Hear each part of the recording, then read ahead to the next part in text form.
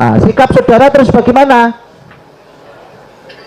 Ya kalau sikap saya ya pasti saya tidak terima dibilang saya goblok lah, kemudian saya ditekan-tekan Jokowi kemudian dikasih jabatan gitu. Tapi Mahmud yang di video itu bohong, saya terangkan.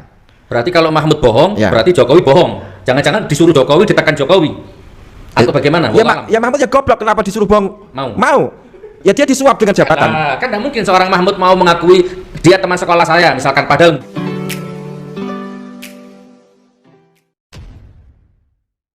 Ya, assalamualaikum warahmatullahi wabarakatuh. Jumpa lagi dengan saya di channel Gagasan Progresif 79, sahabat sebangsa dan setanah air di mana saja Anda berada.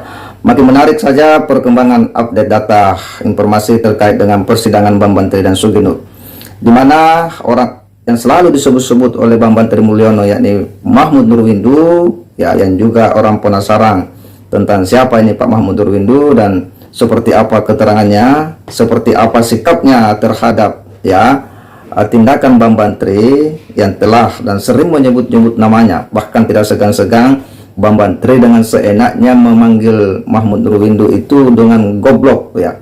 Mahmud Nurwindu goblok, kenapa mau berbohong, mengaku teman Jokowi padahal bukan. Itu yang pernah kita lihat dalam podcastnya bersama Suginur.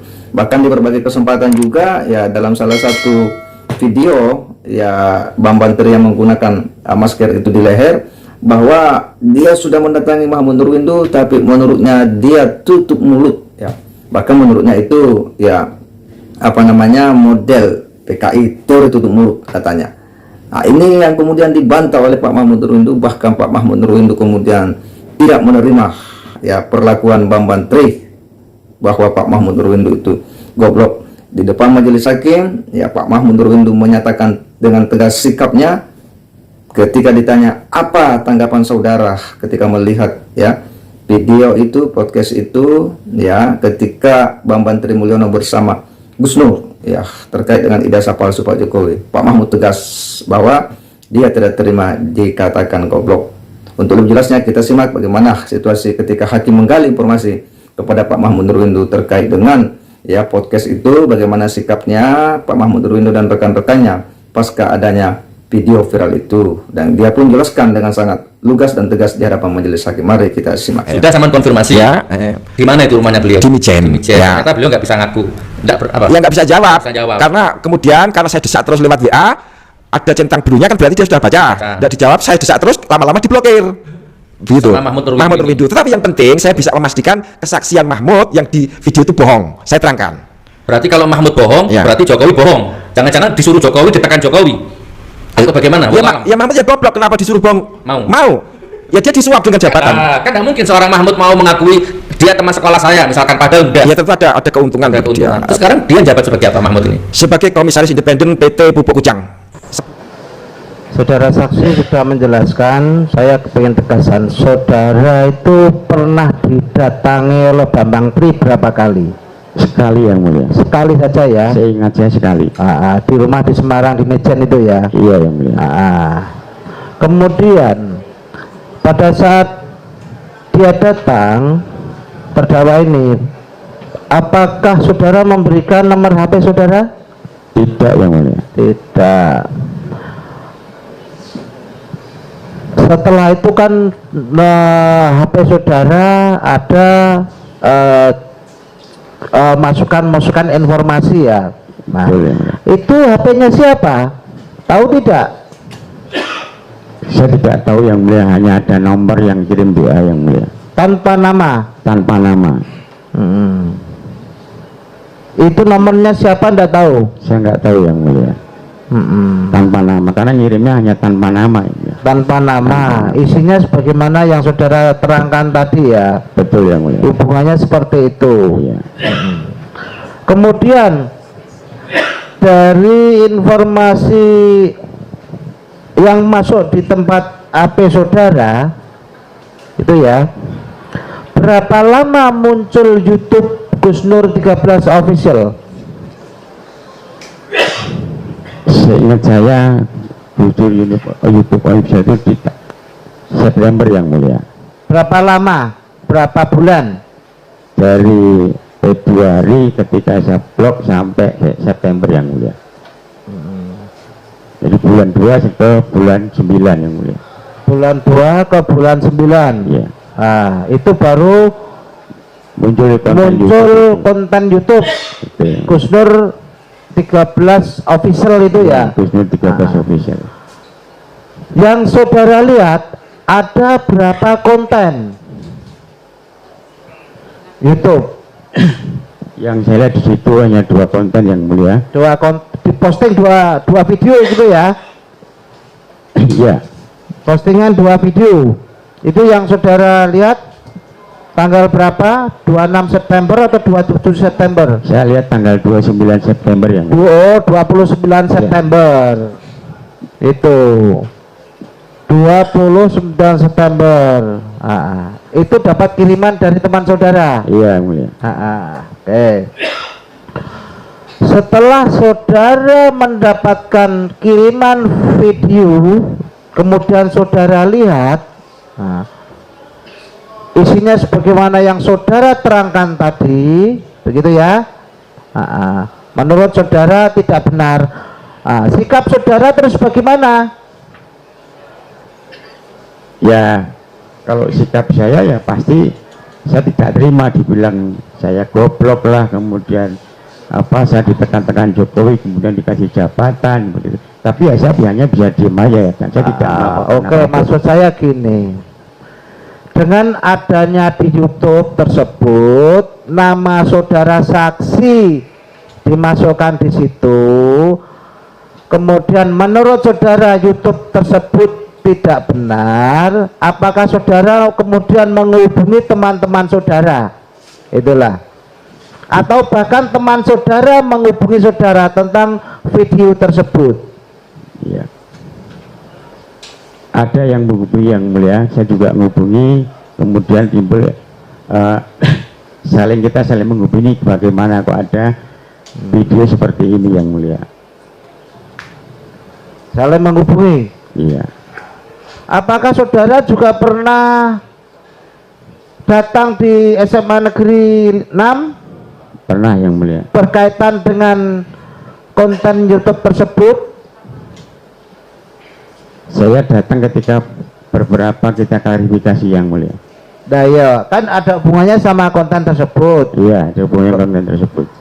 Saudara pernah dihubungi teman, juga pernah dihubungi, juga pernah menghubungi teman. Iya. Akhirnya saudara datang di SMA Negeri 6 untuk klarifikasi. Iya.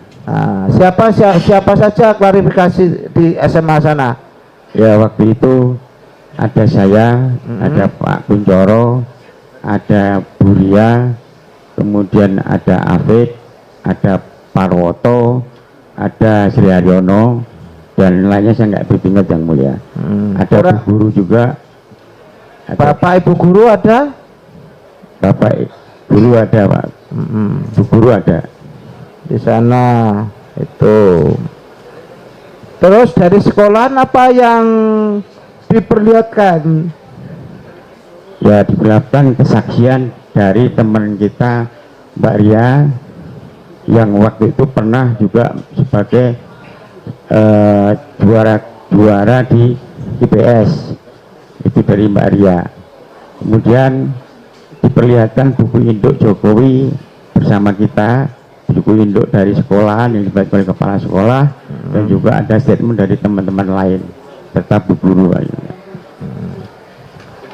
Jadi diperlihatkan beberapa produk yang berkaitan dengan ijazahnya Pak Jokowi, begitu ya?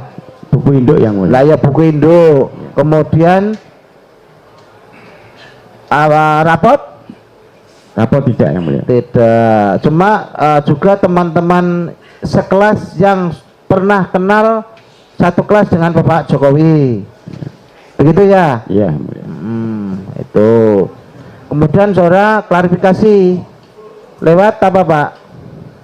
Gimana yang mulia? Klarifikasi lewat apa? Ya, ada media yang mulia. Ada media itu ya.